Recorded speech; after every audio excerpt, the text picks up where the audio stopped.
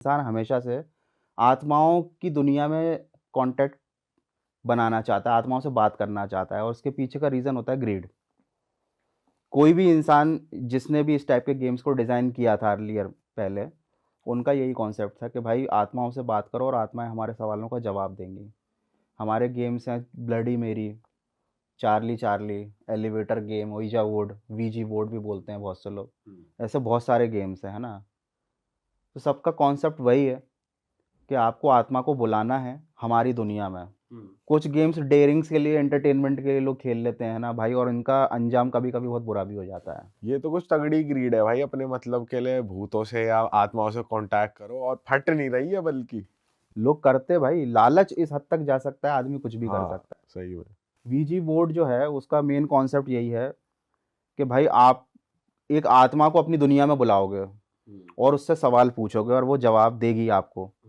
उन जवाबों का यूज़ करके वो आत्मा आपको चाहे तो करोड़पति बना सकती है, आपके हर सपने को पूरा कर सकती है, लेकिन अगर गलत आत्मा आपने बुला ली, तो ये भी हो सकता है कि वो आपका पूरा लाइफ़ ख़राब कर दे। लेकिन अगर जो आप कह रहे हो कि आपको करोड़पति बना सकती है, वो आत्मा भी तो इन रिटर्न कुछ लेगी। डेफ़िनेटली भाई। हो सकता है हम भी करें। आत्मा आपसे रिटर्न में लेती है, लेकिन बहुत इनडायरेक्ट तरीके से लेती है, in form of life, your life. अच्छा। देखिए, या तो आपने सुना होगा इल्यूमिनाटी के बारे में। हम्म। इल्यूमिनाटी में क्या होता है भाई, शैतान के साथ, सैटन के साथ एक डील होती है। आप अपनी आत्मा सैटन को दे देते हो, उसके बदले में वो आपकी हर इच्छा पूरी करता है। ऐसा क्यों होता है भाई? सैटन पावरफुल बनना चाहता है, वो चाहता है डेविल जितने ज़्यादा लोग उसको फ़ॉलो करेंगे, उतनी ज़्यादा उसकी पावर बनेगी दुनिया में, बढ़ेगी उसकी पावर। सेम कॉन्सेप्ट यहाँ पर भी है, कोई भी आत्मा को आप बुला रहे हो, है ना? और वो आपकी दुनिया में आ रही है, तो वो या तो आपके आस-पास मौजूद उन लोगों को अटैक ज़रूर करेगी जो वल्नरेबल हैं। भाई ये गेम खेलना इतना सिक्योर नहीं होता, मैं बताऊँ आपको क्या है, घोस्ट आत्मा या जो भी हैं, ये उन लोगों पर डेफ़िनेटली अटैक करते हैं। इस दुनिया में अगर वो आ गए और आपने उन्हें बुला लिया, अगर आप वल्नरेबल हो, अगर आप क्षीण हो, कमज़ोर हो, आपका ऑरा अगर पावरफुल नहीं है, वो आपकी इच्छाएँ पूरी नहीं करेंगे, वो अपनी इच्छाएँ पूरी करेंगे। एक चीज़ बताता हूँ भाई इसमें, ये तो हमारे यहाँ भी बोला जाता है हमारे गाँव में कि जब भी कहीं बाहर से हम आते हैं, तो आत्माएँ साथ आ जाती हैं और चली भी जाती हैं। लेकिन कभी-कभी क्या होता है, घर में कोई ऐसा सदस्य होता है भाई जो उनका टारगेट बन जाता है, ईज़ी सॉफ्ट टारगेट। वो उसके शरीर में रहने लगती हैं। इंसान को पता नहीं होता कि उसके शरीर में एक आत्मा नहीं बल्कि एक और आत्मा आके रहने लगी है। अब उस आत्मा की वजह से उस इंसान का नेचर चेंज होगा। उसको ज़्यादा भूख लगेगी, वासना उसके अंदर बढ़ेगी, वो क्रिमिनल एक्टिविटी करेगा और वो नहीं कर रहा। उसके नेचर में सडन चेंजेस जो है ना, वो इसलिए आए हैं क्योंकि भाई वो अब आत्मा अपनी इच्छाओं की पूर्ति कर रही है उसके शरीर के थ्रू। वो प्रेत आत्मा है, वो भटक रही थी, उसको एक शरीर की आवश्यकता थी। अब आपने हॉरर गेम्स खेलकर, स्कैरी गेम्स जो रहते हैं, आपने एक आत्मा को बुला लिया और आप चाह रहे हो कि वो जिन्न की तरह आपकी इच्छाएँ पूरी कर दे, तो ऐसा नहीं होगा। हर चीज़ के बदले में वो लेगी, आपकी सोल का कोई हिस्सा लेगी या आपके शरीर में वो रहने लगेगी, आपको पता नहीं चलेगा और आपकी ग्रीड को वो इस डायरेक्शन में ले जाएगी कि उसकी भी इच्छाएँ पूरी हों। कई बार फैमिली मेंबर भी तो आपको बलिदान करने होते हैं कि भाई हाँ, एक डील हो सैक्रिफ़ाइस जाती है करना कि भाई। पड़ता है, बट वो गेम के रिचुअल में होता है। अच्छा। हम जो गेम्स की बात कर रहे हैं, उनमें सैक्रिफ़ाइस नहीं किया जाता। वो ईज़ी होते हैं, कोई भी खेल सकता है। बट इनमें ऐसा भी होता है कि अगर आपने इनका रिचुअल अच्छे से फ़ॉलो नहीं किया, कुछ मिस्टेक हो गई आपसे, तो आत्मा अगर आपकी दुनिया में आ गई है और आपको उसे वापस भेजना नहीं आता, कंट्रोल करना नहीं आता और आप एक अलग टाइप के इंसान हो जो कि सॉफ्ट टारगेट है, तो that can be very dangerous. But भाई ये गेम्स रियल होते हैं क्या? आपको क्या लगता है पर्सनली? भाई ये जो गेम्स होते हैं ना, इनमें से केवल 5% गेम्स ही जो हैं, जो रिचुअल्स हैं, गेम्स नहीं, जो रिचुअल्स होते हैं ना, वो सही होते हैं। उनका यूज़ करके आप बुला सकते हो आत्मा को, लेकिन उसके लिए आपको एक्सपर्ट होना पड़ता है उस चीज़ के लिए। जैसे कि हमारे इंडिया में तंत्र साधनाएँ होती हैं, तांत्रिक होते हैं, अघोरी होते हैं, हर कोई नहीं बन सकता। उसके लिए आपको वर्षों की तपस्या करनी पड़ती है, आपको अपने को उस लायक बनाना पड़ता है। ऐसा नहीं कि आपने आज वीजी बोर्ड खरीद के लाए मार्केट से और खेला और आपने आत्मा को बुला लिया। अगर इतना आसान होता, तो सही फिर बात। तो इस दुनिया में उथल-पुथल मच गई होती तो सर भाई। आप रिचुअल से ये कहना चाह रहे हैं, मतलब अगर कोई वीजा बोर्ड कर रहा है तो उसको उसके स्टेप्स पता है और सही तरीका पता है बुलाने का? तो मेबी तो मे आ बी सकती है। आ सकती है, आ सकती है। अच्छा। इसका एक किस्सा बताता हूँ कि वीजी बोर्ड का जब कमर्शियलाइज़ेशन नहीं हुआ था, तो बहुत कम लोगों को इसके बारे में मालूम था। तो जैसे अपने यहाँ अभी टैरो कार्ड रीडर्स होते हैं, जो भाई कार्ड्स रीड करके बताते हैं फ्यूचर, इस टाइप से कुछ लोग होते थे, जो वीजी बोर्ड से आत्माओं को बुलाकर सवालों के जवाब देते थे। अच्छा, हाँ, इंडिया में नहीं, फॉरेन में चलता था, यूएस में ही हुआ था इसका इन्वेंशन। तो थोड़ी इसकी इन्वेंशन की ही बात करते हैं, थोड़ी इसकी बैकग्राउंड स्टोरी थोड़ी बताओ। इंटरेस्टिंग है इसकी उड़ीसा कहानी। बोर्ड के ये आया कहाँ से, किसने बनाया, कौन, मतलब ये तो पता, नाम वाम तो हो ना हो, लेकिन हुआ कैसे, थोड़ा बताओ। एक बिज़नेसमैन था भाई यूएस का, उसके बिज़नेस की चल रही थी बहुत फटेहाल हालत, ठीक है? और वो गया एक लेडी के पास जो वीजी बोर्ड से उसके सवालों के जवाब देती थी। सबसे अच्छा। पहले तो ये हुआ था, कमर्शियलाइज़ेशन की बता रहा हूँ मैं आपको कहानी। ये हमारे आस-पास आजकल मिलने लग गए ना, वीजी बोर्ड इतने फ़ेमस हो गए हैं, उसके पीछे की क्या कहानी है। तो भाई उसके सवालों के जब सही जवाब मिलते थे तो उसको हुई ग्रीड। उसका दिमाग घूमा कि भाई मैं डायरेक्ट ये काम करता हूँ। तो उसने वीजी बोर्ड को अच्छे से चलाना, आत्मा को बुलाना सीखा, प्रैक्टिस करी उस चीज़ की।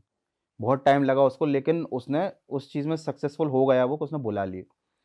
और उसके बाद उसको वो आत्मा जो भी इंस्ट्रक्शंस देती थी कि भाई इन्वेस्टमेंट करना चाहिए, नहीं करना चाहिए, ये करो, वो सब वो करता जा रहा था।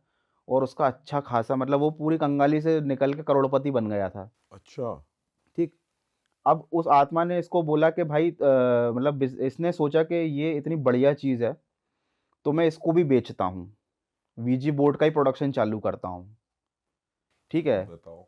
हाँ। मतलब इतनी खतरनाक चीज़ दुनिया में फैलाना चाह रहा था, तो उसने जब वीजी बोर्ड का यूज़ कर रहा था, लास्ट टाइम जब भी उसने किया, तो उसको एक जवाब मिला कि वो आत्मा उससे गुस्सा हो गई, जो भी थी वो आत्मा थी, एक थी या अनेक थी पता नहीं। तो ये उसका जो स्ट्राइकर होता है जो, वो सवाल का जवाब देना बंद कर देता है और फिर वो अपने आप मूव करता है। वो फिर वो बताता है जो बताना चाहता है, आपके सवालों का जवाब नहीं देता।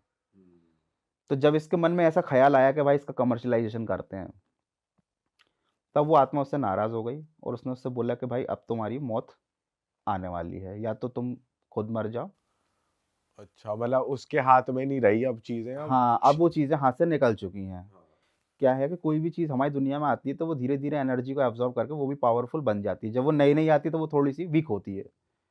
तो भाई उस बंदे को फिर फाइनली जिस बिल्डिंग को उसने खड़ा किया था वीजी बोर्ड से पैसे कमा के, उसी की छत से जाकर फिर उसने अपनी लाइफ़ ख़त्म कर दी थी, सुसाइड कर लिया। सुसाइड कर ली थी। और ये जो इंसिडेंट हुआ उसके बाद से लोगों ने ये कहानी इतनी फ़ेमस हुई कि वीजी बोर्ड का उसकी डिमांड बढ़ गई। सबको लगने लग गया यूएस में कि भाई वीजी बोर्ड चलाओ, आत्मा को बुलाओ, करोड़पति बन जाओ। जान की कोई फ़िक्र नहीं है। वैसे ही भाई गरीबी से मरना है, इससे अच्छा भाई आत्मा को बुलाओ। तो ये ऐसा बिज़नेस बन गया कि भाई पहले यूएस में फ़ेमस हुआ, फिर ऑल ओवर द वर्ल्ड, अभी तो इंडिया में भी मिल जाता है टॉय स्टोर पे। बट वो चीज़ अलग है। देखो आपको टॉय कोई गन मिल गई, आपको नहीं आती चलानी तो वो एक खिलौना है। लेकिन अगर आपको उसका गलत यूज़ करना आता है तो आप उससे बड़े-बड़े क्राइम कर सकते हो। आपको यूज़ करना आता है सर ऊर्जा बोर्ड? कभी खेला है आपने? देखो मैंने देखा तो है, बट इन सब चीज़ों से मैं खिलवाड़ करना बिल्कुल पसंद नहीं करता, क्योंकि जब हमको मालूम है कि आग से जल सकते हो, तो उनसे बिल्कुल मज़ाक नहीं। बिल्कुल। तो सर चलो ये तो वीजा बोर्ड की बात हुई। कई गेम्स ऐसे हैं, ब्लडी मैरी, या जो बच्चे हॉस्टलों में प्रैक्टिस करते हैं, इसके भी तरीके बताए हुए हैं। तो इससे रिलेटेड कोई बात आपके पास नॉलेज हो कि क्यों वो दिखती है 3 बजे, या इसके पीछे की साइंस है कुछ? कुछ बताओ इसके बारे में। भाई देखो सबसे ज़्यादा फ़ेमस इंडिया में है ब्लडी मैरी। ब्लडी मैरी जो रिचुअल है, उसमें आपको कोई डिवाइस नहीं चाहिए, कुछ नहीं चाहिए। रात को 3 बजे आपको बाथरूम में जाना है, एक कैंडल की लाइट में काँच के सामने खड़े होना है और 3 बार उसका नाम बुलाना है। उसके बाद ऐसा बताया जाता है कि वो ब्लडी मैरी जो है वो आपको शीशे में दिखाई देगी। या तो आपका ही चेहरा विकृत हो जाएगा या फिर आपको कुछ ऐसी चीज़ दिखाई देगी, राइट? अब यहाँ पर आपको कुछ मिलेगा नहीं। आप बस उसको फन के लिए खेल रहे हो कि मैं एक्सपीरियंस के लिए। एक्सपीरियंस के लिए, डेयरिंग दिखाने के मतलब लिए कि क्वेश्चन हाँ, आंसर नहीं होंगे नहीं कोई उससे, क्वेश्चन बस आंसर वो नहीं, झलक दिखा के चली जाएगी। चली जाएगी। यहाँ पर लोग इस गेम को क्यों खेलते हैं? क्योंकि ये ह्यूमंस की साइकोलॉजी होती है कि जहाँ पर उनको दिखता है अनसर्टेनिटी कि हम करके देखते हैं, कुछ नहीं होता। उँगली करने की जो आदत उंगली होती है। करने की जो आदत होती है ना, उस चीज़ ने इसको बहुत ज़्यादा फेमस किया है। लेकिन और बहुत से लोगों को दिखी भी हैं। आप जब इंटरनेट पर आप सर्च करोगे या देखोगे, लोगों का एक्सपीरियंस सुनोगे तो उनको दिखा है कुछ। ऐसा भी बताया जाता है कि ब्लडी मैरी गेम खेलने के बाद, रिचुअल को अच्छे से परफॉर्म करने के बाद, कभी-कभी वो वापस जाती नहीं, वो घर में ही रह जाती है। वापस भेजने की रिचुअल क्या है सर वैसे? वापस भेजने का रिचुअल बस इतना सा होता है कि आपने 3 बार ब्लडी मैरी बोला, वहाँ पर आप खड़े रहे, आपने काँच में देखा, आप शांति से खड़े रहो, डरो मत। आपको अपने कंधे पर या आपको अपनी हाथों में एक वज़न टाइप का महसूस होने लगेगा। आप खड़े रहो आराम से, जैसे ही आपको लगेगा सब हल्का हो गया है, कंधे पर कुछ नहीं है, हाथ में कुछ नहीं है, तो आप धीरे से आप बाथरूम से बाहर आ जाओ, आप लाइट ऑन कर सकते हो, वो चली जाएगी। और रह गई तो फिर तुम्हारी बैंड बजेगी। रह गई तो फिर बैंड बजेगी, लेकिन उसके पीछे एक बहुत अलग टाइप की स्टोरी भी है, मैं आपको बताता हूँ। उसके पीछे एक रीज़न है। क्या होता है कि फॉर एग्जांपल रात को 3 बजे आपको ब्लडी मैरी गेम खेलना है, तो पहले तो आप रात को 3 बजे तक जागोगे। रोज़ कोई इंसान जो जागता है उसकी बात नहीं कर रहे। मैं रात को 3 बजे तक जागा, मुझे नींद आ रही है, ठीक है? मुझे मालूम है कि मैं एक आत्मा को बुलाने वाला हूँ जो शीशे में मुझे दिखेगी। अब मैं गया, बाथरूम का गेट बंद किया, अंधेरे बाथरूम में कैंडल जलाई, सोचो क्या एनवायरनमेंट क्रिएट होता होगा। एकदम शांत भी होता है रात के 3 बजे? रात को 3 बजे कितना खौफ का माहौल होता होगा, और उसके बाद आप उसका नाम ले रहे हो। हाँ। नाम लेके आप उसको बुला के काँच में आपको लगातार देखते रहना है, जब तक आपको वो दिखाई ना दे जाए। ये आप नॉर्मल भी कभी करके देखना। दिन के टाइम में आप शीशे में अगर 5 मिनट तक खुद की शक्ल को देखते रहोगे ना भाई, तो आपको कुछ ना कुछ इल्यूज़न दिखेगा। लगातार आप अपनी शक्ल को ही देखते रहोगे ना, तो आपको कुछ ना कुछ तो ऐसा दिखेगा आपको, एकदम से क्या बोलते हैं उसको, भ्रम जिसको बोलते हैं, भ्रम होता है। और जब लाइट नहीं है, कैंडल लाइट में आपके चेहरे पर वैसी शैडो नीचे से पड़ रही है, आपका चेहरा डरावना दिख रहा है। आप लगातार खुद को देख रहे हो, नींद में हो, आपकी नींद पूरी नहीं हुई है, और आपके दिमाग में बात भी डाल दी गई है कि कोई आएगा। कि कोई आएगा। सोचो हल्की सी भी आहट हो गई, हवा चलने से कोई चीज़ गिर गई, वॉशरूम में कुछ भी हुआ, तो आप तो यही मानोगे कि हाँ ब्लडी मैरी आ कोई गई है। हाँ, हाँ, हाँ। है ना? अब एक बार आपके दिमाग में ये बात आ गई कि ब्लडी मैरी आ गई है, तो आपके पास ऐसा कोई पक्का तरीका नहीं है कि आप उसे वापस भेज पाओ। बुलाने के तो इतने स्टेप बता दिए हैं, वापस भेजने का क्या है? शांति से खड़े रहो, ऑब्जर्व करो, महसूस करो। सोचो किसी इंसान की ज़िंदगी पे कितना बुरा फ़र्क पड़ेगा, असर पड़ेगा, अगर उसे ये पता चल जाए कि मैंने आत्मा को बुला लिया, जबकि कुछ नहीं बुलाया। वो एक रानी का नाम था ब्लडी मैरी। ब्लडी मैरी रानी जो थी ना, उसने राज्य प्राप्त करने के लिए इतने लोगों को मरवाया था कि उसका नाम ही लोगों ने ब्लडी मैरी रख दिया था। ठीक? और तब से मतलब ये चला आ रहा है कि भाई ब्लडी मैरी बहुत ही क्रूर होती है। वो एक रानी का नाम था, वो कोई चुड़ैल नहीं थी, लेकिन रिचुअल बना दिया ब्लडी मैरी। अब रात में कोई बच्चा अगर खेल रही है चीज़, सोचो उसकी साइकोलॉजिकल स्टेटस क्या होगा। सेम एक और गेम है बाथ गेम, उसमें भी यही फंडा चलता है। उसमें आपको रात में बाथटब में जाना है, नहाना है, वापस निकलना है, और ऐसा बताया जाता है कि आपके पीछे-पीछे आत्मा आ जाएगी और पूरे एक दिन आपके साथ रहेगी, और अगले दिन वो आप उसे वापस भेज दोगे। आपको अगर बता दिया जाए कि भाई आत्मा अब मेरे साथ घूम रही है एक दिन तक, कुछ भी अनहोनी होती है, कुछ भी कोइंसिडेंस ऐसा होता है भाई, आदमी पागल हो जाएगा। सही बात है। वो किसको बताएगा? कोई इसकी बात का यकीन नहीं आदमी तो करेगा। यही सोचता रह जाए गई के नहीं गई।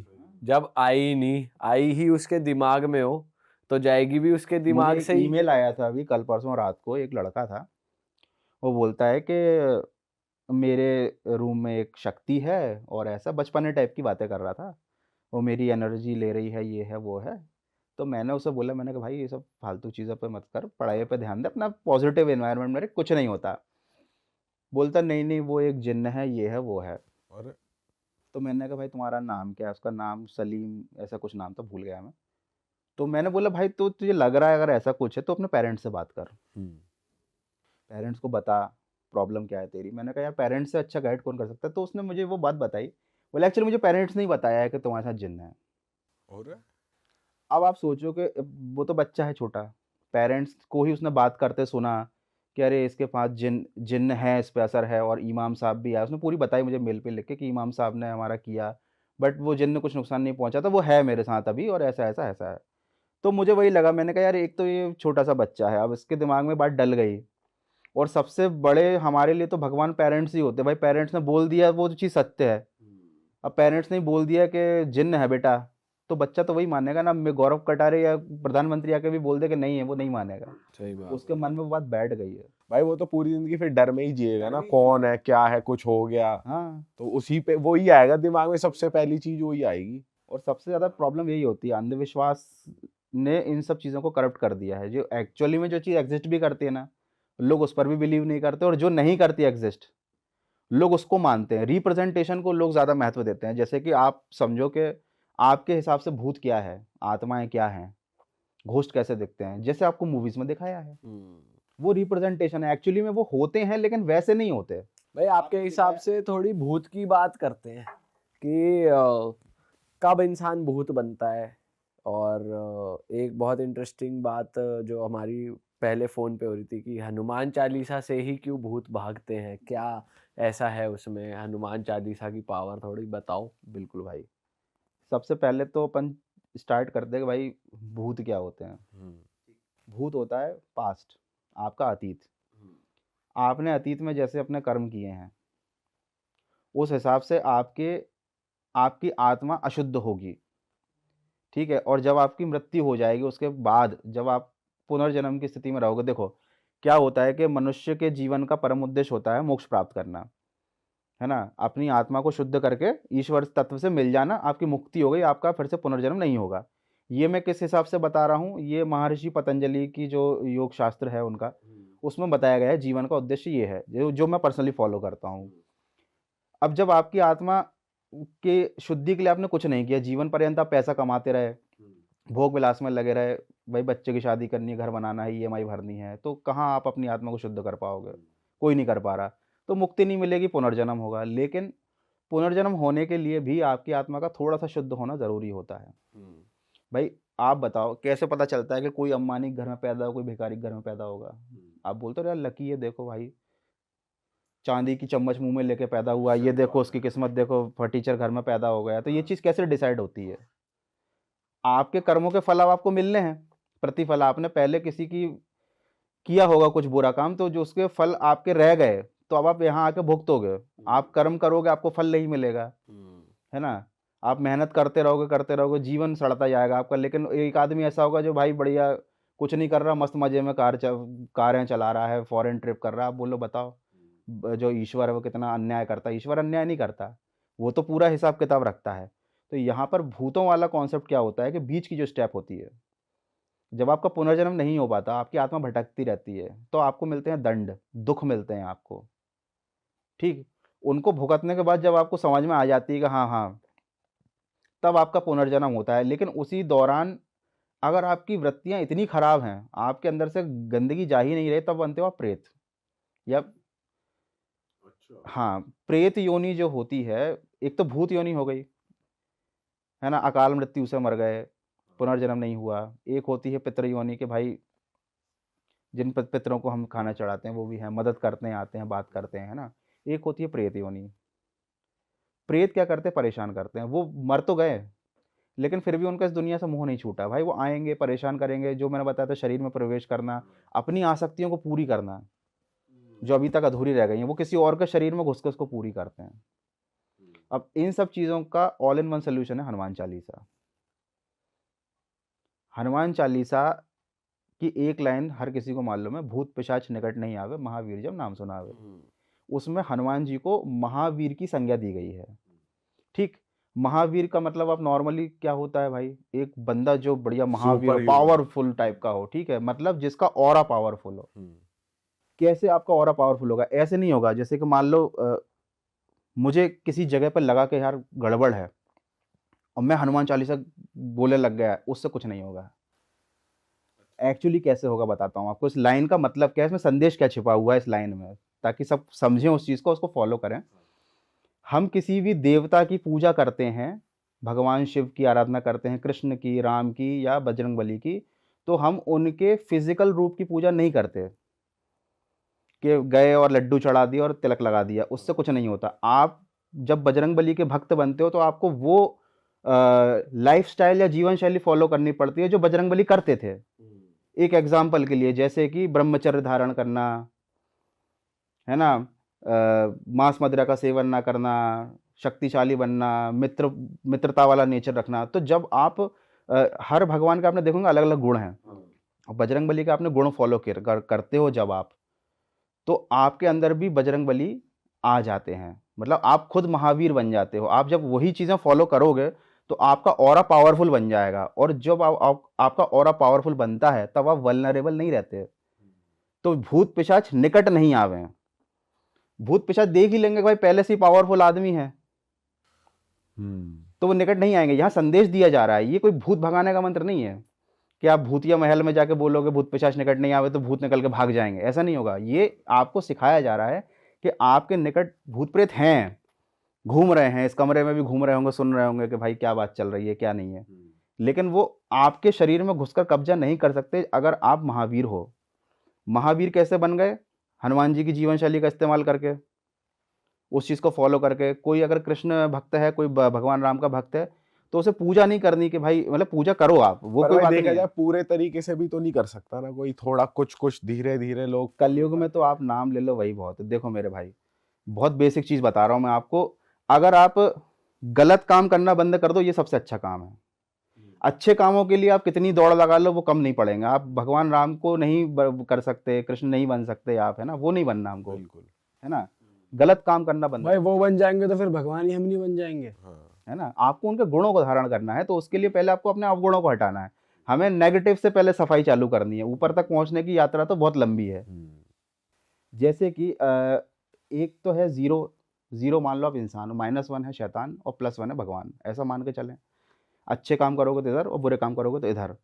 तो जब मैंने बोला कि आप भगवान की लाइफस्टाइल को फॉलो करते हो तो आपके अंदर वही गुण आ जाते हैं, आपका ऑरा पावरफुल आता है। सिमिलरली अगर आप वो लाइफस्टाइल फॉलो करते हो जो शैतान करता है, तो आपके अंदर नेगेटिव गुण आ जाते हैं, और आपके अंदर भी शैतान आ जाएगा। शैतान से आपकी फ्रीक्वेंसी मैच होगी, आपका ऑरा कमज़ोर पड़ेगा। जैसे कि एक नॉर्मल बता रहा हूँ, जैसे कि आप गलत सोच रख रहे हो लड़कियों के प्रति, महिलाओं के प्रति, जो शैतान जो काम करता है समझ जाओ। हाँ, हाँ, हाँ।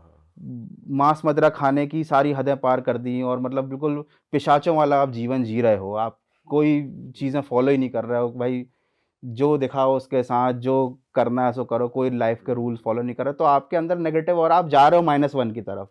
बिल्कुल। आप वल्नरेबल हो चुके हो। अब अगर आपके शरीर में कोई घुसना चाहेगा, मेरे शरीर में कोई आत्मा क्यों घुसेगी भाई? उसे कुछ खाना अगर है, मैं वो खाती नहीं हूँ खाना। उसे कोई गलत काम करना मैं करते ही नहीं हूँ भाई, तो मेरा शरीर तो उसके लिए यूजलेस है। लेकिन अगर कोई बंदा है जो सब काम कर रहा है, फॉलो कर रहा है डिमांड्स उसकी, कि चलो क्लब में भी चलना है, ये भी करना है, वो भी खाना है, तो भाई दारू भी चल रही है, चिकन भी चल रही है, ये तो खाना ही है उनको। आत्मा को तो मजा आ जाएगा। आत्मा की पार्टी हो जाएगी। हाँ तो कहेगी आहा और सुट्टा दे और धुआं दे। हाँ, क्यों होता है ऐसा? आदमी बर्बादी की तरफ जाता है, सब एक जैसे ही पैदा होते हैं, कोई इस साइड चला जाता है, कोई उस साइड चला जाता है।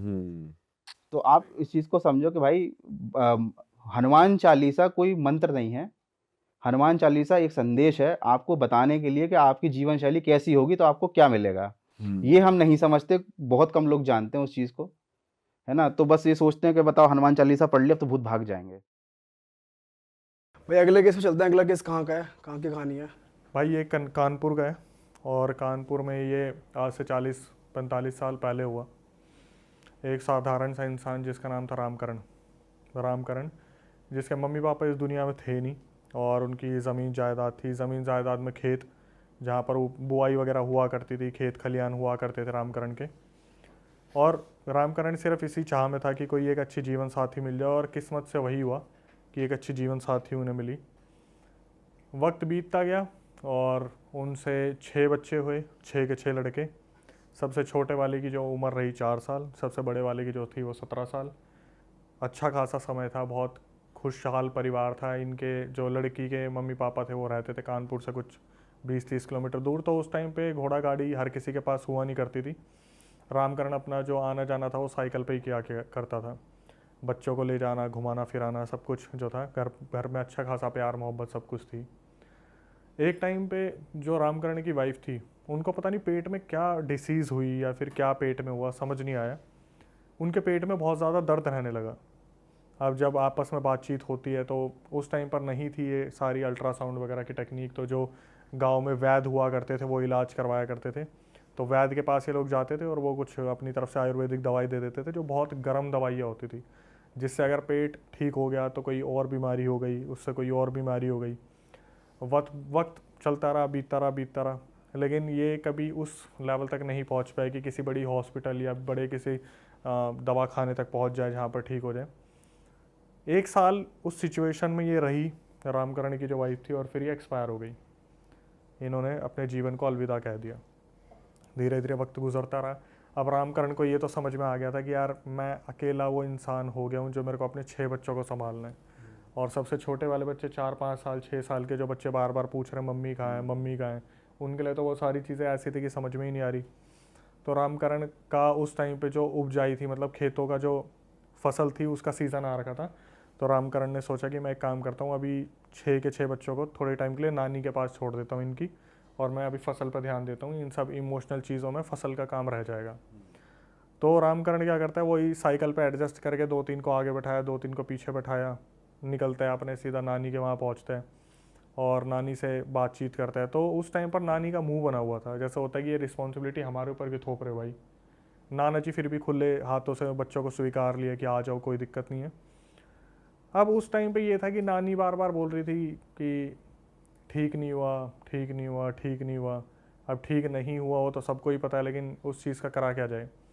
रामकरण बताते हैं वहाँ पे कि ऐसे ऐसे हो गया, तो फसल अब मेरे को संभालनी है, बच्चों को मैं संभाल नहीं सकता, और कब तक मैं पड़ोसियों के पास बच्चों को छोड़ूंगा। 1 दिन 2 दिन, अब तो ऐसा हो रहा है कि पड़ोसी भी बोल देते हैं कि उनको भी काम है, हर किसी को कोई ना कोई काम रहता है, और आधे से ज़्यादा तो खेतों में ही जाते हैं। उनकी नानी ने बोला कि ठीक है, आप हमें बता दो कब तक आप आओगे, तब तक हम बच्चों को संभालते, फिर आप देखना। लेकिन जाते जाते ना नानी दिमाग में एक बात डाल देती है कि तुम्हारी उम्र अभी इतनी ज़्यादा नहीं हुई है, तुम्हें दूसरी शादी कर लेनी चाहिए। कम से कम बच्चों को संभालने वाला कोई तो होगा। हमारी उम्र रही कितनी है अब, 10 साल 20 साल, ज़्यादा से ज़्यादा 30 साल। रामकरण उस चीज़ में मतलब था ही नहीं। उसे ये था कि नहीं भाई, मतलब एक होता ना इंसान को बार बार पुराने दिन याद आते कि मेरी अभी बीवी को मरे कितना टाइम हुआ है, और ये मेरे को दूसरी शादी के लिए बोल रहे, 6 बच्चे हैं, कोई आएगी तो क्या संभालेगी। रामकरण ने ध्यान नहीं दिया, वो साइकिल उठाते और अपने घर वापस आ जाते हैं। ये अपनी फसल पे ध्यान देना शुरू करते हैं। फसल वगैरह जो लगी हुई थी, उनका दिमाग यही चल रहा था कि भाई मेरे को पैसे इकट्ठा करना है, बच्चों की परवरिश करनी है, और वैसे ही किसानों को इतना ज़्यादा पैसा मिलता नहीं उनके फसल का। फिर भी ये अपनी फसल के 2-3 महीने निकालते हैं, उसके बाद डिसीज़न बनाते हैं कि अब मैं अपने बच्चों को लेके आऊँगा। ये साइकिल उठाते हैं, अपने बच्चों को लेने के लिए निकलते हैं नानी के घर पे, और रास्ते में जब ये जा रहे थे तो इनका ध्यान पड़ता है कि साइड में ही एक बुज़ुर्ग आदमी पेट पकड़ रखा है और बहुत दर्द में है। तो ये वहाँ पे उस आदमी के पास जाते, बोलते बाबा क्या हुआ। सरल इंसान, व्यवहार के अच्छे थे, इन्होंने पूछ लिया, और वो बुज़ुर्ग आदमी बताता है कि बेटा मेरे पेट में बहुत ज़्यादा दर्द हो रहा है, अगर तेरे को कोई दिक्कत नहीं है तो थोड़ी सी आगे मेरी कुटिया है, मुझे वहाँ तक छोड़ दे। इसने पहले तो सोचा कि यार मेरे को बच्चों को भी लेके आना है, इसको छोड़ूंगा तो मैं काफ़ी लेट हो जाऊँगा। फिर दिमाग में यही आता है कि चल के भी कैसे जाएंगे बाबा। तो इसने बोला ठीक है बाबा, आप पीछे बैठ जाओ। अब ये चलना शुरू करते हैं। तो जैसे रामकरण थे, उन्होंने बाबा से पूछ लिया कि बाबा क्या हुआ, आप ऐसे कैसे बीमार हो गए चलते फिरते। तो बाबा बताना शुरू करते कि बेटा मैं क्या करूं, हमारी तो मजबूरी है। गांव में हम रहते थे तो वहाँ पर हम नीची जाति से हैं, तो ऊंची जाति वाले हमें बहुत डांटते हैं, मुंह नहीं लगाते, तो हमें खेतों में अपनी कुटिया बनानी पड़ी। एक मेरी लड़की है, गांव वाले उस पर भी गंदी नज़र रखते थे, तो ऐसे ऐसे मैं अपने गाँव से खिसक के यहाँ पर आ गया। अब फिर इसने पूछना शुरू करा रामकरण के बारे में कि आप क्या, कहाँ जा रहे हो, यहाँ से कैसे निकलना हुआ। तो इसने बताया रामकरण ने कि ऐसे ऐसे 6 बच्चे हैं, बीवी एकदम से ऐसे ख़त्म हो गई, ज़िंदगी उजड़ सी गई है, और दूसरी शादी के लिए बोल रहे हैं, ऐसा ठीक नहीं होता, फसल भी इस बार इतनी अच्छी नहीं हुई, पैसे भी पता नहीं कैसे होंगे, अब बच्चों को लेने जा रहा हूँ, पता नहीं बच्चों को कौन संभालेगा। तो ये रामकरण तो भरा बैठा था, इसने सब कुछ उस बाबा के आगे बोल दी। बाबा ने बोला कि ठीक है बेटा, कोई नहीं, दोनों ही दुख में है, वो कुटिया आ गई मेरी, यहीं पर मुझे छोड़ दो। तो जैसे ही रामकरण साइकिल उठाते ना जाने के लिए, तो बाबा पीछे से बोलते कि बेटा वैसे जैसे तुम्हारी जो सासू माँ है वो सही तो कह रही है, तुम्हें शादी तो कर लेनी चाहिए, अब 6 बच्चों को कौन संभालेगा। तो रामकरण ने बस ऐसे देखा, लुक दिया, और फिर वो पुरानी यादों में अपने, उनकी वाइफ का नाम रीना था, तो वो अपनी रीना के बारे में सोचने लगे और आगे बढ़ने लगे। फिर एकदम से जो बाबा थे बोलते बेटा सुनो, तो मैं ये कह रहा था कि मेरी भी एक बच्ची है, और मुझे तुम्हारा व्यवहार बहुत अच्छा लगा, मैं परख रहा था तुम्हें, और तुम्हें लगे तो तुम मेरी बच्ची से शादी कर सकते हो, वैसे भी गांव का कोई आदमी मुझे ठीक नहीं लगता। उस टाइम भी रामकरण ने इस बारे में कुछ नहीं सोचा, वो बोलते ठीक है बाबा, मैं सोचूंगा, देखूंगा, बताऊंगा। ये पहुंचते हैं सीधा अपनी ससुराल में, सासू माँ के पास। तो वहाँ पर फिर वही बातें चल रही है कि भाई तुम दूसरी शादी क्यों नहीं कर लेते, दूसरी शादी क्यों नहीं कर लेते। तो इनके दिमाग में ये चल रहा होता है यार जहाँ जाता हूँ यही टॉपिक चलता रहता है और पुरानी यादों से बाहर नहीं आ पा रहे हैं। तो वो जो नानी थी वो खूब बोलती है इन्हें कि तुम्हें कर लेनी चाहिए, शादी कर लेनी चाहिए। बोलते हैं ठीक है मैं इस बार में विचार बनाऊंगा, आपको बता दूंगा। ये अपने बच्चों को लेके अपने घर आ जाते हैं। अब बच्चों को जब घर लेके आ जाते हैं, अगले दिन ये खेत में जा रहा है, 2 बच्चे किसी पड़ोसी के हैं, 2 बच्चे किसी और पड़ोसी के। सबसे जो बड़े वाले थे वो तो 17 साल के बच्चे कहाँ ही बात करेंगे, वो तो यूँ है कि यहाँ चल रहा है जो ज़िंदगी में चल रहा है। कभी बाप का हाथ बटाने चले गए खेतों में तो ठीक है, वरना अपने पढ़ाई लिखाई चल रही है, जो भी नॉर्मली चीज़ें चल रही हैं। क्या हुआ, सबसे छोटे वाला जो बच्चा था अचानक से उसकी तबीयत ख़राब होती है।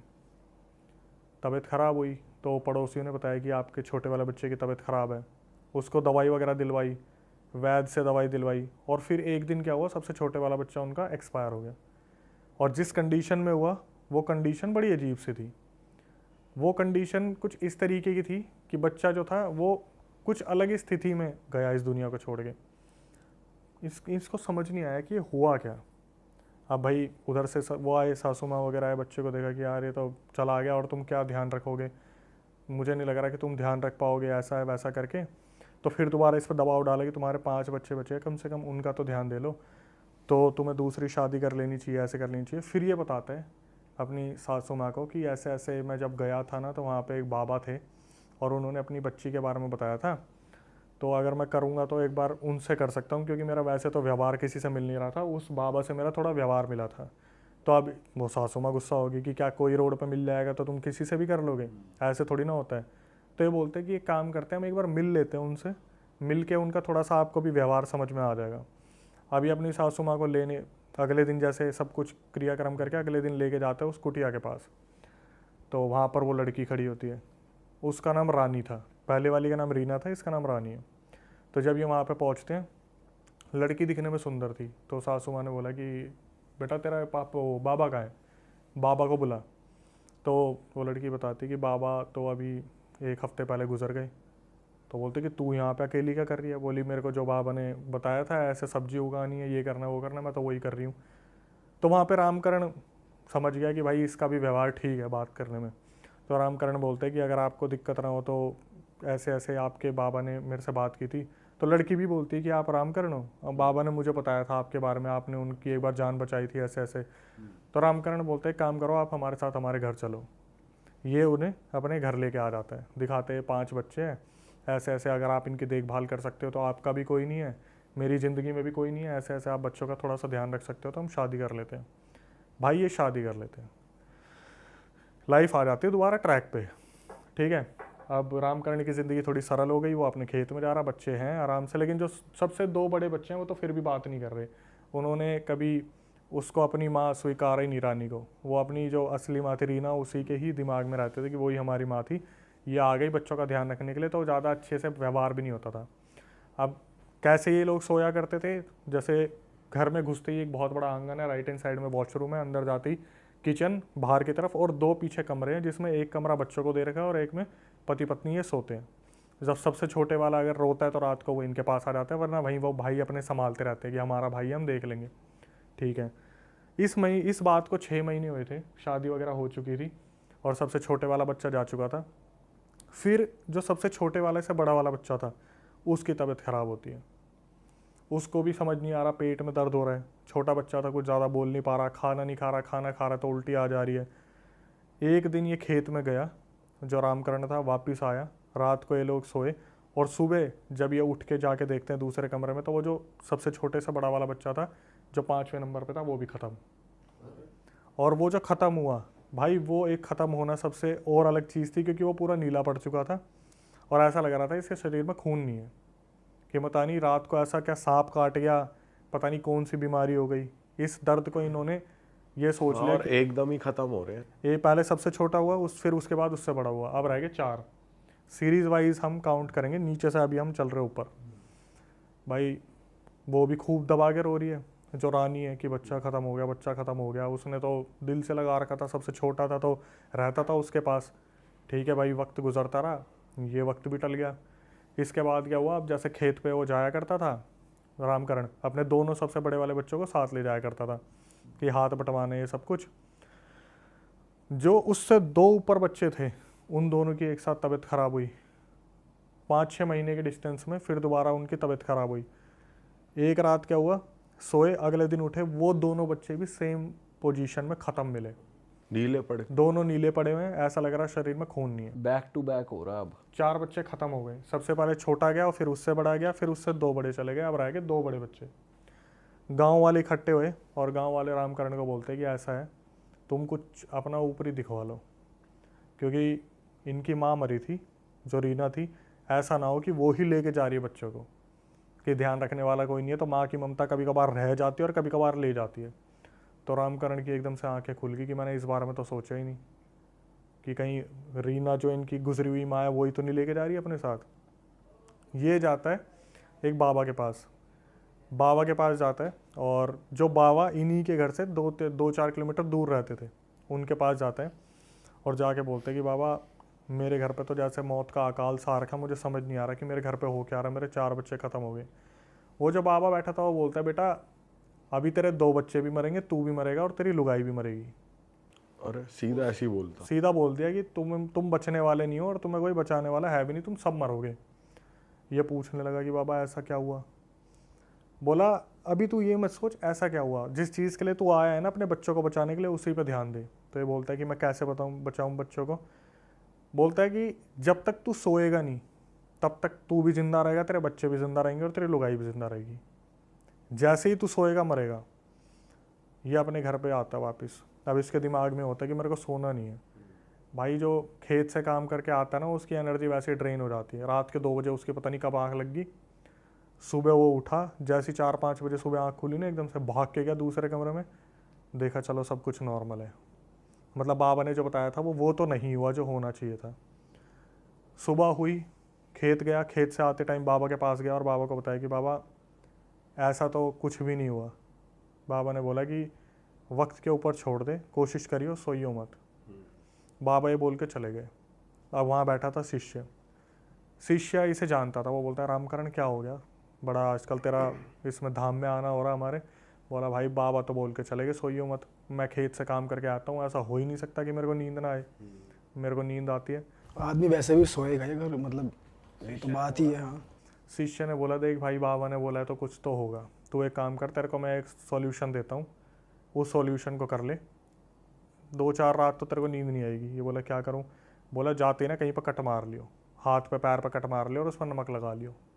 उस टाइम पे यही सॉल्यूशन थे 40-50 साल पहले, कोई ना दवाई ना कुछ ना ये। बोला जहाँ कट मारेगा वहीं नमक लगा लियो तो पूरी रात तड़पता रहेगा, नींद तुझे आएगी नहीं। अगर बच्चों को बचाने के लिए गुरुजी ने बोला तो कर ले। भाई ये जाता है अपने घर पे, पैर पे मारता है कट और उस पर लगा लेता है नमक। अब ये पूरी तड़प रहा है, बुरी तरीके से तड़प रहा है। रात के 2:30-3 बजते ही जो इसके बगल में सो रही थी ना रानी, वो उठती है और दूसरे कमरे में जाती है। ये देखते हैं कि ये कहाँ चल दी एकदम से उठ के, बच्चों को देखने गई हो। फिर एकदम से इसे ध्यान आता है बाबा ने बोला था सोना नहीं है। ये जब उधर जाके कमरे में झाँक के देखते, ये देखता भाई इसकी जो नई बीवी थी रानी, वो 7-8 फुट की हो रखी है, पूरी सफ़ेद, उसने कपड़े नहीं पहने, लंबे सफ़ेद बाल, और वो बच्चे की तरफ घूर के देख रही है। ये समझ गया कि मैंने जिससे शादी कर ली ये ही है कोई दिक्कत। वो 7-8 फीट की हो रखी है। नॉर्मल लड़की की जगह 7-8 फीट की हो गई है और कपड़े भी नहीं पहने कपड़े हुए। नहीं पहने, सफ़ेद शरीर, उसने बैक साइड से देखा, लंबे लंबे बाल है, सफ़ेद। इसकी सांसें ऊपर नीचे हो गई। इसने इसको ध्यान आया कि ऐसे सिचुएशन में क्या करा जा सकता है। वह अपने कमरे में वापस आया और चिल्ला के बोला रानी। तो वो वापस भाग के आई और जब आई तो बिल्कुल नॉर्मल। बोली क्या हुआ क्या हुआ? बोले तू कहाँ गई थी? बोले कि मैं बच्चों को देखने गई थी, आराम से सो रहे नहीं सो रहे। तो इसने दिमाग लगा, बोले कि मेरे पैर में आज कट लग गया इतना बड़ा, इस पर दवाई वगैरह लगा, मेरे को नींद नहीं आ रही है। तो वो अपने पट्टी वट्टी करने बैठ गई। अब ये वही दर्द का करता रहा और वो आके बगल में सो गई। अब इसे समझ में आ गया था कि क्या हो रहा है कांड, कि इसने जो नई शादी करी है उसी से ही दिक्कत हो रही है। ठीक है, जैसे ही सुबह हुई ये खेत छोड़ो सीधा गया बाबा के पास और बाबा को बताया कि ऐसे ऐसे मैंने वो चीज़ देखी है। तो बाबा बोले मैंने भी तो यही कहा था, जब तक जगेगा तब तक बचोगे, सोते ही वो तेरे बच्चों को लेकर चली जाएगी। अब इसने हाथ पैर जोड़ने शुरू करें कि बाबा बचा लो, मेरे 4 बच्चे तो वैसे ही ख़त्म हो गए, अब 2 बच्चे बचे हैं उनको भी ले जाएगी, ऐसे कैसे मैं छोड़ दूँ मेरे बच्चे। बाबा ने बोला देख बेटा, किसी भी एक बच्चे को बचा सकता है तू, किसी एक बच्चे को बचा सकता है, किसी एक को तो ये लेके जाएगी ही जाएगी। अब ये बोलता है कि मैं किस बच्चे को बचाऊं, और बाप उसने के लिए पूछा बाबा से कि ये है क्या चीज की? आगे खुलेगा सब कुछ। अच्छा। तो इसने बोला कि क्या कर सकते हैं, तो वो बाबा ने बोला देख सबसे बड़े वाले बच्चा तेरा 17-18 साल का है, उसने ज़िंदगी जी रखी है, उसको जाने दे, और जो 5वें नंबर का बच्चा है वो तेरा अभी 14-15 साल का है, उसे जीने दे। सबसे बड़े वाले ने जो सबसे ज़्यादा ज़िंदगी देखी है उसका बलिदान कर और उससे नीचे वाले को रहने दे। अब ये बोलता है फिर करूँ क्या, तो ये बोलता है एक काम कर, जो 5वें नंबर का बच्चा है ना, जो छोटे वाला है जिसे बचाना है, उसको आज कोई भी ठस्सा दे के किसी पड़ोसी को सुला दे। ये बोलता है और कोई चारा कुछ ऐसा हो जिससे मैं बच सकूं, सीधा बोलता है और कोई ऑप्शन नहीं है, ज़्यादा दिमाग चलाएगा तो दोनों बच्चों को ले जाएगी वो, एक को तो बचा कम से कम। यह आता है घर पे वापस। अब जो इनकी पूरी प्लानिंग हुई थी कि बाबा मैं बचूंगा कैसे इन सब चीज़ों से, अगर मैं आपके बताए रास्ते पे चल रहा हूँ, तो बाबा बोलते देख ऐसा है, जैसे ही आज रात वो तेरे बच्चे पे हमला करेगी, तू मेरे पास आएगा और मैं अपने शिष्यों के साथ तैयार बैठा रहूँगा, आगे मैं बताऊँगा क्या करना है, बस तू इतना ध्यान में रखियो, तेरा बच्चा गायब हो और तेरे को भाग के मेरे पास आना है। ये बोलता है ठीक है। वो ये अपने कट मारा होता है, पैर में नमक लगाया होता है, दर्द हो रहा होता है, ये देखता है 2:30-3 बजे वो उठी, जो रानी थी, दूसरे कमरे में गई। अब जैसे ये होता है ना कि मैं एक बार बचाने की अपने बच्चे को कोशिश करूँ, ये उस कमरे में घुसा और देखा रानी जो थी वो हवा की स्पीड से वहाँ से बच्चे को लेके हाथ में गायब। दीवार आर पार? दीवार तो भाई वो बताया था ना, कमरे के बाहर ही आंगन था, वो पार गई। अच्छा। ये बस यूँ चिल्लाता रह गया रानी, इतने में तो वो हवा में पार गई, बच्चे को हाथ में उठा गए, चुड़ैल डायन जो भी हो, पिशाचनी, आगे पता चलेगा। ये भागा सीधा बाबा के पास, बाबा बाबा वो तो ले गई, वो शिष्यों के साथ खड़े होते कि चलो फटाफट। इसको बोलता रामकरण को मेरे को वहाँ पे लेके चल जहाँ पे वो बाबा और कुटिया और वो बच्ची तेरे को मिली थी। भाई ये भागे भागे वहाँ जाते हैं, वहाँ पे कुछ ही नहीं होता, सिर्फ एक पीपल का पेड़ होता है, मतलब रामकरण के साथ छलावा हुआ था, सिर्फ और सिर्फ एक पीपल का पेड़। ये देखना शुरू करते हैं, बाबा को बोलता बाबा आपने तो बोला था मेरे बच्चे को कुछ नहीं होगा, आप बचा लोगे। बोलता बच्चे को देखना शुरू करो इधर उधर। तो पीपल के पेड़ के पीछे सबसे बड़ा वाला बच्चा पड़ा हुआ था इनका। अब उसे उठाए तो वो उठे ना, और कोई नहीं, कोई भी नहीं, सिर्फ और सिर्फ वो 6 नंबर का सबसे बड़ा जो बच्चा था वो बेहोश पड़ा था। बाबा ने अपना अभिमंत्रित पानी वानी मारा, फूक वहाँ जो भी था फूका वहाँ पे, बच्चा होश में आया। उससे पूछना शुरू करा तू कैसे आया यहाँ पे, तेरे को मालूम है? वो बोलता है मैं तो सोने के लिए लेटा था, उसके बाद तो मुझे कुछ याद ही नहीं है। अब ये बोलते कि ये हो क्या रहा है। जो बाबा थे वो बोलते एक काम कर, मुझे अपने ससुराल में लेके चल, तेरी सासू ने तो देखा था ना उस लड़की को, यहाँ पे कुटिया थी ना, चल एक बार वहाँ पे तेरी सासू माँ से बात करते हैं। ये पहुँचे सासू माँ के घर पे। वहाँ लगी हुई थी भीड़। अब ये जब अंदर गए तो इन्होंने देखा कि सासू माँ उसी पोजीशन में पड़ी है, मरी हुई, और शरीर नीला और खून शरीर में है नहीं। जो नानी थी, हाँ। ये पूछना शुरू करता है नाना से ये क्या हुआ, तो नाना बताता है भाई ये तो सोई थी और पता नहीं क्या ही हुआ, इसके कौन सा बिच्छू लड़ गया, इसके पता नहीं सांप लड़ गया, हुआ क्या समझ में नहीं आया। भाई वो जो बाबा थे वो अपना दिमाग चलाना शुरू करते हैं कि यहाँ पे कुछ तो गलत है। आगे पीछे लोगों से बातचीत करते हैं कि यहाँ पे कोई साला तांत्रिक वांत्रिक रहता है क्या, जो कोई नामी ग्रामी तांत्रिक हो। तो उनमें से कुछ लोग बताते हैं हाँ वहाँ पे तांत्रिक रहते हैं। ये बोलते चलो बेटा सारे वहीं पे, लठ लेके वहीं पहुँचो। तो रामकरण ने भी बोला कि भाई इस गांव में हादसे होंगे, मेरे साथ भी हुआ है, चलो मेरे साथ। तो ये लेके वहाँ पहुँचते हैं। अब जब वहाँ पहुँचते तो वो तांत्रिक सामने बैठा होता है बिल्कुल चौड़ा हो गए, बढ़िया लठ वठ पकड़ के, और बगल में उसका घर था जिसमें उसके बच्चे बीवी थे। तो ये बाबा पूछना शुरू करते कि तू अपने आप से बताएगा या तेरे को मार के पूछना शुरू करे। अब वो था वो आघोर तांत्रिक, वो ऐसे कैसा मुँह खोलेगा, मैंने कुछ नहीं करा, मेरे पास क्यों आए हो, मैंने कुछ नहीं करा, मेरे पास क्यों आए हो। गाँव वाले सीधा भागे, बीवी को पकड़ा, बच्चों को पकड़ा कि सच सच बता दे नहीं तो ख़त्म कर देंगे।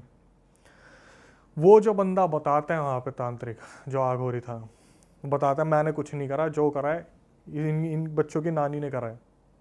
बोलते बच्चों की नानी ने?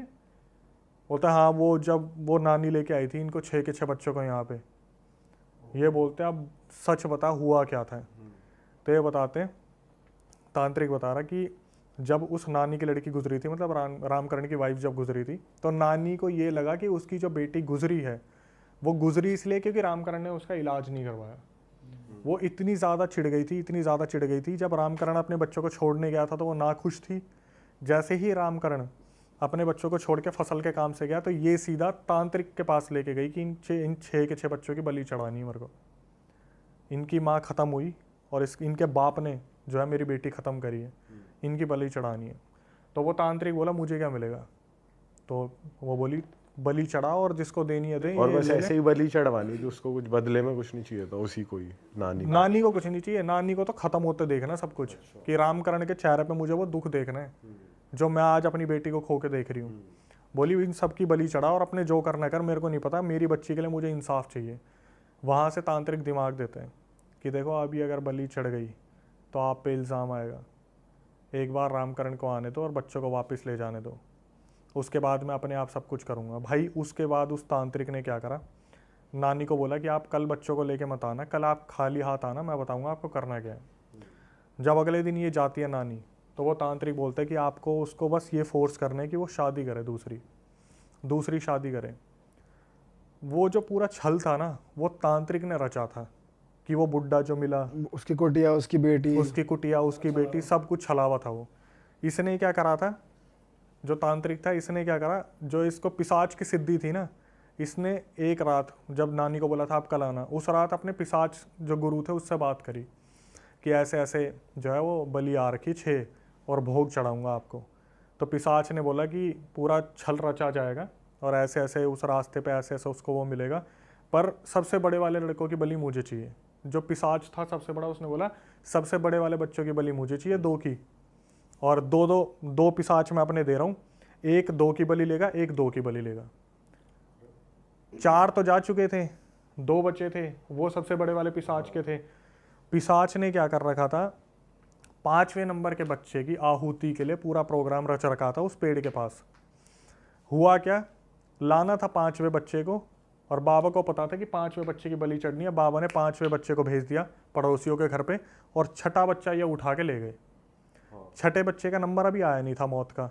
छठे बच्चे को देखते ही पिशाच ने उसे वहीं छोड़ दिया, और जिसने ये पूरा कार्यक्रम करा था वो थी नानी। पिशाच ने उसकी बलि ले ली नानी की, कि धोखा दे दिया। हाँ। अब हुआ क्या, सारे बोले गांव वाले इसको जान से मारेंगे, वो बोले नहीं नहीं नहीं, इसको नहीं मारेंगे हम, इसको यहीं छोड़ दो, इस तांत्रिक को। अब गांव वाले बोल रहे ये क्या कर रहे हो आप, ये कल को किसी और के साथ करेगा।